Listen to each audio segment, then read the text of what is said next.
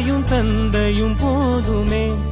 ஊரில் உள்ள தெய்வம் எல்லாம் எங்கள் வீட்டில் வாழுமே. யாரும் இல்லை என்றுதான் இங்கு யாருமே இல்லை. ஆதி பகவன் வீட்டிலே என்றும் அன்பு கேதல்லை.